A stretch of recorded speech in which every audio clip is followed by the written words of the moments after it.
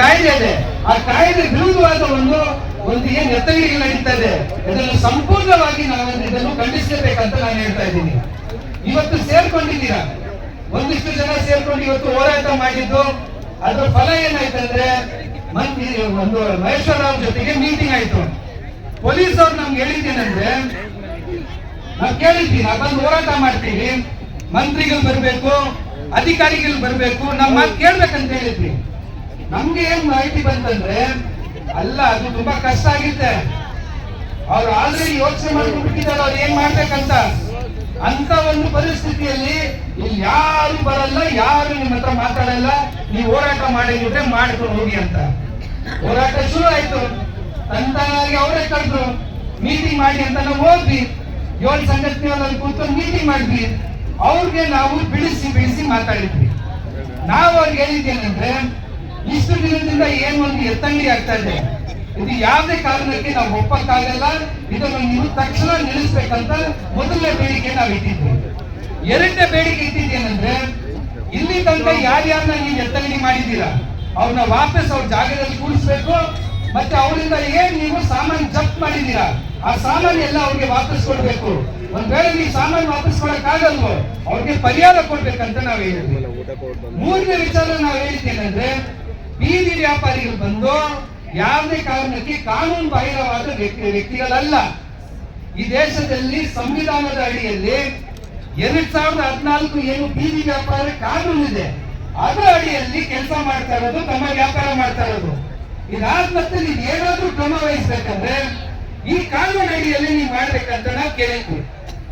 ಅದು ಬಿಟ್ಟು ನಾವು ಕೇಳಿದ್ದೇನೆಂದ್ರೆ, ನೀವು ಸರ್ವೆ ಮಾಡಬೇಕು, ಎಲ್ಲರಿಗೂ ಒಂದು ವ್ಯಾಪಾರದ ಚೀಟಿ ಕೊಡ್ಬೇಕು, ಮತ್ತೆ ಇದಾದ ಮತ್ತೆ ಯಾವುದೇ ಕಾರಣಕ್ಕೆ ಈ ತರ ನೀವು ಎತ್ತಂಗಡಿ ಮಾಡಬಾರ್ದಂತ ನಾವು ಕೇಳಿದ್ವಿ. ಅಧಿಕಾರಿಗಳು ನಮ್ಮ ಹತ್ರ ಮಾತಾಡ್ತಾ ಒಂದ್ ಮಾತು ಹೇಳಿದ್ದೇನೆಂದ್ರೆ, ನೋಡಿ ಯಾವುದೇ ಕಾರಣಕ್ಕೆ ನಾವು ಬೀದಿ ವ್ಯಾಪಾರಿಗಳ ಶತ್ರುಗಳಲ್ಲ. ನಮ್ಮ ಮನಸ್ಸಲ್ಲಿ ಬೀದಿ ವ್ಯಾಪಾರಿಗಳು ಇಲ್ದಿರೋ ಒಂದು ಬೆಂಗಳೂರು ನಾವು ಯೋಚನೆ ಮಾಡಕ್ಕಾಗಲ್ಲ. ನಾವು ಅವಾಗ ಹೇಳಿದ್ವಿ, ನೀವು ಹಿಂಗ್ ಹೇಳ್ತೀರಾ, ಆದ್ರೆ ನೀವು ಎತ್ತಂಗಡಿ ನೀವೇ ಮಾಡ್ತೀರಾ, ಯಾರು ಮಾಡ್ತಾರೆ ನಾವು ನಂಬೋದು. ಆವಾಗ ಅವ್ರು ಹೇಳಿದ್ದು, ನಮ್ಗೇನ್ ಕಷ್ಟ ಇಲ್ಲ, ಕಷ್ಟ ಆಗ್ತಿರೋದು ಏನಂದ್ರೆ, ಇವಾಗ ಸುಪ್ರೀಂ ಕೋರ್ಟಿನ ಒಂದು ತೀರ್ಪಿದೆ, ಬೀದಿ ವ್ಯಾಪಾರಿ ಹೆಂಗ್ ಬೇಕಾದ್ರೂ ಕೆಲಸ ಮಾಡ್ಕೊಂಡು ಹೋಗ್ತಿದ್ದಾರೆ, ಅದಕ್ಕೆ ಒಂದಿಷ್ಟು ಮೇನ್ ರೋಡ್ ಅಲ್ಲಿ ಮಾತ್ರ ನಾವು ಕ್ರಮ ವಹಿಸ್ತೀವಿ, ಬೇರೆ ಕಡೆ ನಾವು ಯಾವ ಬೀದಿ ವ್ಯಾಪಾರಿನ ಮುಟ್ಟಲ್ಲ ಅಂತ ಒಂದು ಮಾತು ಹೇಳಿದ್ರು. ಎರಡನೇ ವಿಚಾರ ಅವ್ರು ಹೇಳಿದ್ದೇನೆಂದ್ರೆ, ಎತ್ತಂಗಡಿ ಬಗ್ಗೆ ನಾವು ನಾವು ಹೇಳಿದ್ವಿ, ಒತ್ತಿ ಹೇಳಿದ್ವಿ, ನೀವು ಎತ್ತಂಗಡಿನ ನಿಲ್ಲಿಸಲೇಬೇಕು. ಆವಾಗ ಅವ್ರು ಹೇಳಿದ್ರು, ನೋಡಿ ನಾನು ಲಿಖಿತವಾಗಿ ಇವಾಗ ಏನು ಹೇಳಕ್ಕಾಗಲ್ಲ, ನಮ್ಮ ಮಂತ್ರಿಗಳು ಕೃಷ್ಣೇಗೌಡ ಅವರು ಬೆಂಗಳೂರಲ್ಲಿ ಇಲ್ಲ, ಅವ್ರು ಡೆಲ್ಲಿಗೆ ಹೋಗಿದ್ದಾರೆ, ಅವ್ರ ಹತ್ರ ನಾನು ಮಾತಾಡ್ತೀನಿ, ಮಾತಾಡಿದ್ಮೇಲೆ ಅವ್ರ ಜೊತೆಗೆ ಒಂದು ಚರ್ಚೆ ಮಾಡಿ ನೀವು ಏನ್ ನಮ್ಗೆ ಹೇಳಿದ್ದೀರಾ ಎಲ್ಲ ವಿಚಾರವನ್ನು ಹೇಳ್ತೀವಿ. ಎಲ್ಲ ವಿಚಾರ ಹೇಳ್ಬಿಟ್ಟು ನಾವು ನಿಮ್ಗೆ ನಮ್ಮ ನಿರ್ಣಯ ತಿಳಿಸ್ತೀವಿ, ದಯವಿಟ್ಟು ನಮ್ಗೆ ಒಂದು ಕಾಲಾವಕಾಶ ಕೊಡಿ. ಮತ್ತೆ ಅವ್ರು ಇನ್ನೊಂದು ಮಾತು ಹೇಳಿದ್ದೇನೆಂದ್ರೆ, ಬರೀ ನಿಲ್ಸೋದಲ್ಲ, ಇದಾದ ಮತ್ತೆ ತಿರ್ಗಾ ಸಮಸ್ಯೆ ಆಗ್ಬಾರ್ದಂದ್ರೆ ನಾವು ಒಂದು ಮೀಟಿಂಗ್ ಕರಿತೀವಿ, ನೀವು ಆ ಮೀಟಿಂಗ್ ಅಲ್ಲಿ ಬರ್ರಿ, ನಿಮ್ಮ ಸಂಘಟನೆಗಳಿಂದ ನಿಮ್ಮ ಒಂದು ಐಡಿಯಾಗಳು ಕೊಡಿ, ಯಾವ ರೀತಿಯಲ್ಲಿ ಬೀದಿ ವ್ಯಾಪಾರಿ ಯಾವ ಏರಿಯಾದಲ್ಲಿ ನಡಿಬೇಕಂತ. ನಮ್ ಕಡೆಯಿಂದ ನಾವು ಐಡಿಯಾ ಕೊಡ್ತೀವಿ, ನಾವೆಲ್ಲರೂ ಸೇರ್ಕೊಂಡು ಇದನ್ನು ಬಗೆಹರಿಸಬಹುದಂತ ಒಂದು ವಿಚಾರ ಅವ್ರು ಹೇಳಿದ್ದು. ಇಲ್ಲಿಗೆ ನಾವು ಮೀಟಿಂಗ್ ಮುಗಿಸ್ಕೊಂಡು ನಾವು ಅವ್ರಿಗೆ ಹೇಳಿದ್ದೇನೆಂದ್ರೆ, ನೀವು ನಿಮ್ಮ ಮಾತು ಹೇಳಿದ್ದೀರಾ, ನಿಮ್ ಮಾತನ್ನ ಹೋಗ್ಬಿಟ್ಟು ಅಲ್ಲಿ ಯಾರು ಹೋರಾಟ ಮಾಡ್ತಿದ್ದಾರೆ ನಮ್ಮ ಎಲ್ಲ ಸಂಗಾತಿಗಳ ಜೊತೆಗೆ ಇದನ್ನ ನಾವು ಹಂಚ್ತೀವಿ. ಅವ್ರು ಏನ್ ತೀರ್ಮಾನ ತಗೊಳ್ತಾರೆ ಅದೇ ನಮ್ಮ ಫೈನಲ್ ತೀರ್ಮಾನ.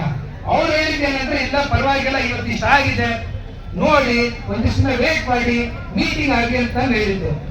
ಇವಾಗ ನಾವು ನಿರ್ಣಯ ತಗೊಳ್ಳೋ ಒಂದು ಕ್ಷಮೆ ಆಗ್ಬಿಟ್ಟಿದೆ, ನಾವ್ ಏನ್ ಮಾಡ್ಬೇಕು ಇವಾಗಂತ ನೋಡಿ. ನನ್ಗಂತ ಅನ್ಸ್ತಾ ಇದೆ, ಸುಮಾರು ಒಂದಿಷ್ಟು ವಿಚಾರಗಳು ನಾವು ಯೋಚನೆ ಮಾಡೋ ಒಂದು ಸಮಯ ಬಂದಿದ್ದಾಯ್ತು.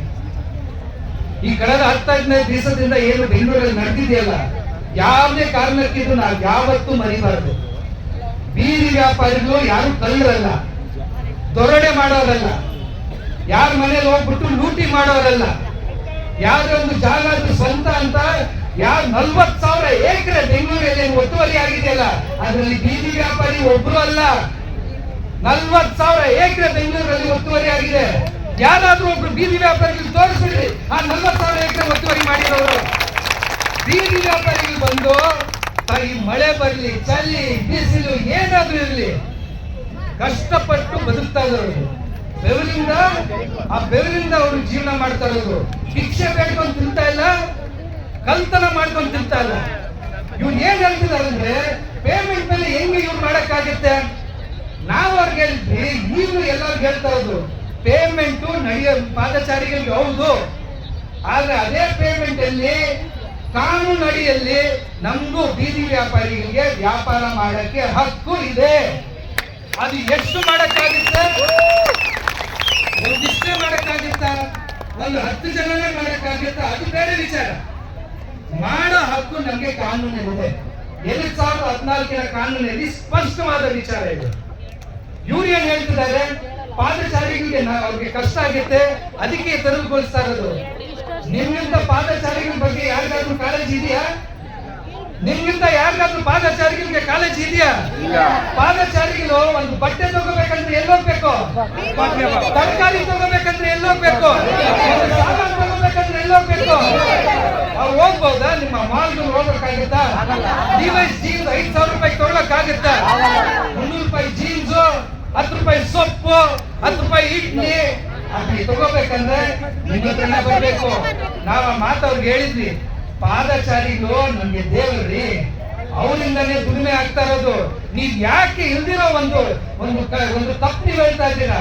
ಇಲ್ದಿರೋ ಒಂದು ಕಷ್ಟ ನೀವು ಯಾಕೆ ಸೃಷ್ಟಿ ಮಾಡ್ತಾ ಇದ್ದೀರಾ? ನಮ್ಮ ವರಲಕ್ಷ್ಮಿ ಕಾಮ್ರೇಡ್ ಅವ್ರು ಇದ್ದಾರೆ, ಅವ್ರ ಮಾತು ಹೇಳಿದ್ರು, ಬೆಂಗಳೂರಲ್ಲಿ ಆಕ್ಸಿಡೆಂಟ್ ಇಂದ ಎಷ್ಟೋ ಜನ ಸಾಯ್ತಾ ಇದ್ದಾರೆ, ಆದ್ರೆ ಪ್ರತಿದಿನ 2,000 ಗಾಡಿಗಳು ನೀವು ರಿಜಿಸ್ಟರ್ ಮಾಡ್ತಾ ಇದ್ದೀರಾ. ಗಾಡಿ ರಿಜಿಸ್ಟ್ರೇಷನ್ ನಿಲ್ಲಿಸ್ತೀರಾ? ನೀವು ನಿಲ್ಲಿಸ್ತೀರಾ? ಗಾಡಿ ರಿಜಿಸ್ಟ್ರೇಷನ್ ನಿಲ್ಲಿಸಲ್ಲ. ಗಾಡಿಗಳು ಹೆಂಗ್ ಬೇಕಾದ್ರೂ ಓಡಿಸಬಹುದು. ಫುಟ್ಪಾತ್ ಅಲ್ಲಿ ಗಾಡಿ ಬಂದು ಹಾದು ಹೊಡಿಬಹುದು. ಅದ್ರ ಬಗ್ಗೆ ಏನು ಕ್ರಮ ತಗೊಳ್ಳಲ್ಲ.